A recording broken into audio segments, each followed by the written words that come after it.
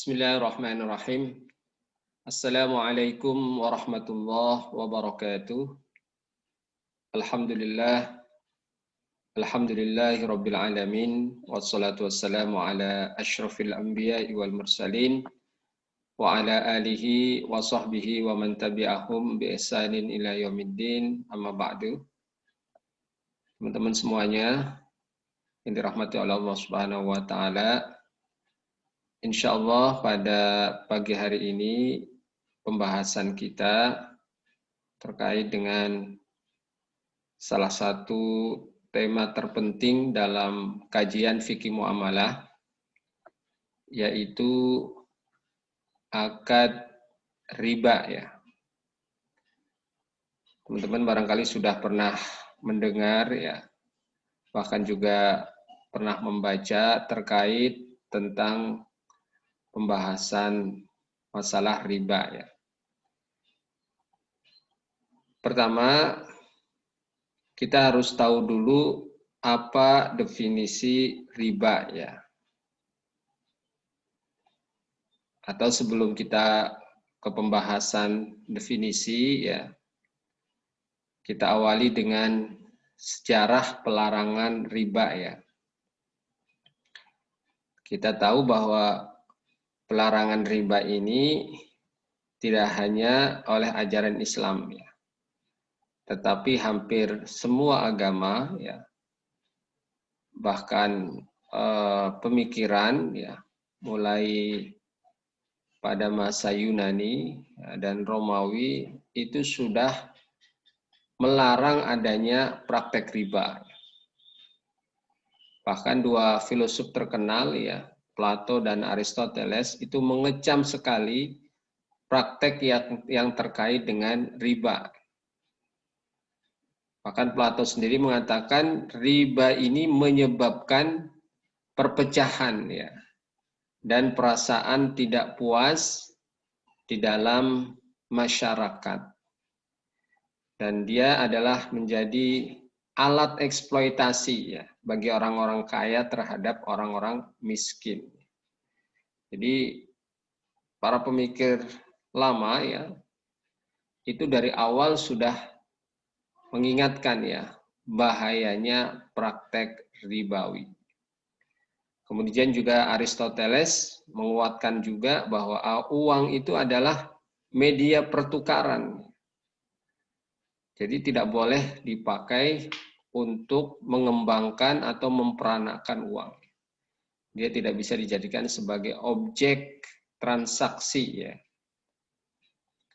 Nah, kemudian juga pada masa Romawi ya, ini juga jelas sekali ya. Ada undang-undang yang membenarkan penduduknya mengambil riba sampai batas maksimum yang diperbolehkan. Tetapi kemudian ini dikecam ya oleh para filosof Yunani.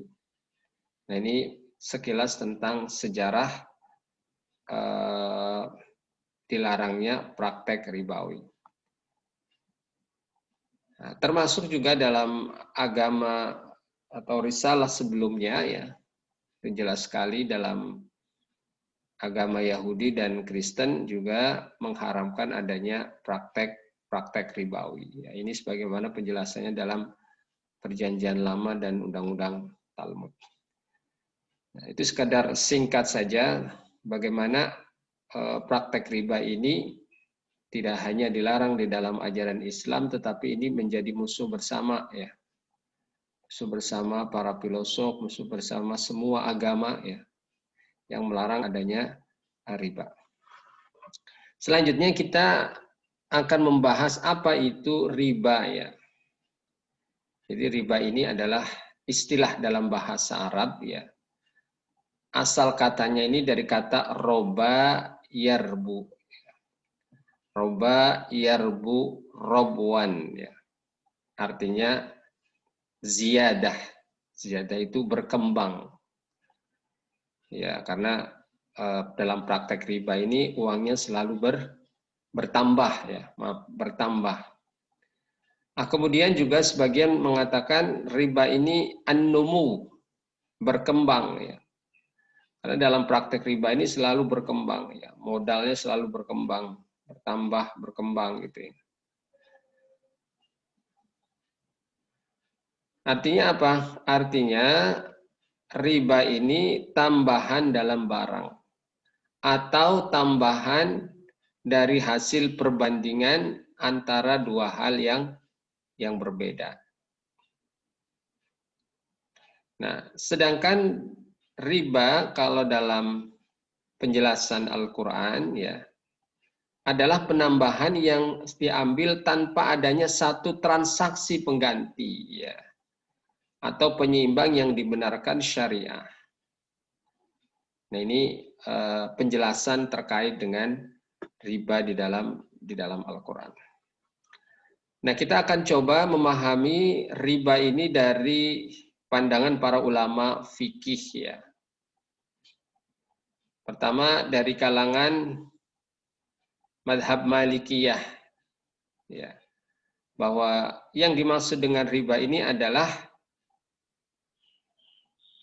tambahan ya, secara bahasanya tambahan. Namun yang dimaksud riba dalam ayat Quran adalah setiap penambahan yang diambil tanpa adanya satu transaksi pengganti ya, atau penyeimbang yang dibenarkan syariah ya, sama dengan pengertian sebelumnya. Jadi riba ini adalah akad ya, atas penukaran tertentu ya yang tidak diketahui persamaannya dalam ukuran syara atau syariat pada saat akad, atau dengan cara menunda penukaran salah satunya. Ya. Ini beberapa definisi dari kalangan ulama. Ya. Kemudian juga pengertian riba menurut ulama fikih kontemporer ya Syekh Wahbah Zuhaili, beliau mengatakan adalah suatu tambahan ya, harta tertentu pada transaksi pertukaran harta tanpa adanya iwad ya, atau padanan yang dibenarkan syariah atas penambahannya. Nah, sedangkan dalam keterangan Dewan Syariah Nasional Majelis Ulama Indonesia ya mengatakan bahwa riba ini adalah pertambahan harta ya, yang diharamkan, karena bisa jadi nanti ada pertambahan yang tidak diharamkan. Pertambahan harta yang diharamkan baik terjadi karena hutang, ya ini nanti disebut dengan riba dain, maupun karena adanya pertukaran atau jual beli. Ini pengertian terkait dengan riba. Nah, selanjutnya kita akan memahami tentang larangan riba yang dijelaskan di dalam Al-Quran. Nah, riba di dalam Al-Quran ya dilarang dengan beberapa ayat ya. Nah, sehingga ada tahapan-tahapan terkait dengan larangan-larangan riba. Misalkan pertama di dalam surat Ar-Rum ya, ayat 39. A'udzubillahi minasyaitonirrajim. Wa ma ataitum min riba. Dan sesuatu riba atau tambahan ya yang kamu berikan liyarbuwa fi amwalin nasi, supaya bertambah pada harta manusia, fala yarbu indallah, maka riba itu tidak pernah menambah pada sisi Allah. Ya, jadi walaupun secara kasat mata kelihatannya bertambah ya, tetapi karena ini adalah tambahannya riba, ya maka di sisi Allah dia bukan termasuk adalah tambahan.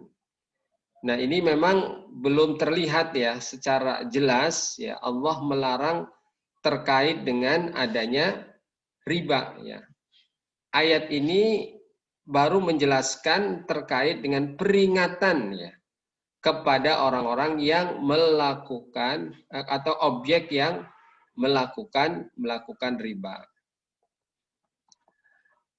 Beragam penafsiran para ulama ya terkait dengan surat Ar-Rum ini ya.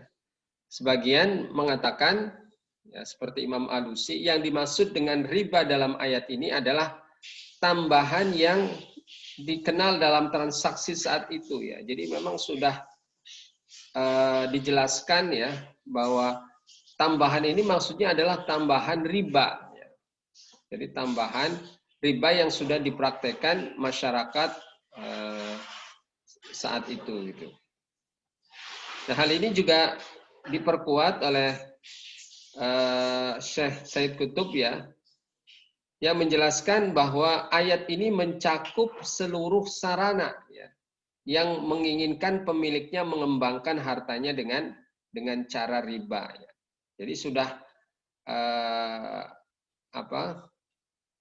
pokoknya seluruh ya tambahan-tambahan yang dilarang oleh Allah Subhanahu wa taala termasuk dengan cara riba ya.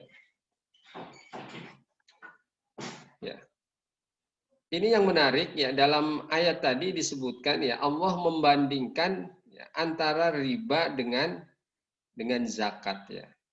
Ketika riba dilarang, Allah justru memberikan solusi ya, yaitu tentang adanya zakat ya. Kemudian yang kedua dalam surat An-Nisa. Surat An-Nisa ayat 161 ya. Wa akhdihimur riba wa qadnuhu anhu wa aklihim amwalan nasi bil batil. Nah, dan disebabkan mereka memakan riba sedangkan sesungguhnya mereka telah dilarang daripadanya. Ya, ini sudah mulai lebih jelas lagi ya terkait dengan larangan memakan riba. Ya, Ibnu Katsir mengatakan Allah telah melarang orang Yahudi melakukan transaksi riba. Ya. Tetapi ternyata orang-orang Yahudi ini licik ya, dia mengambil riba ya, bahkan mencari celah dan alasan agar riba dihalalkan.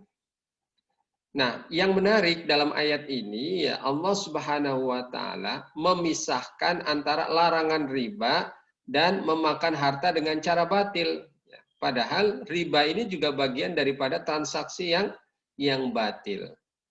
Nah, ini menurut ulama menunjukkan bahwa ternyata pengaruh riba ini lebih dahsyat ya dari sekedar memakan harta dengan cara batil.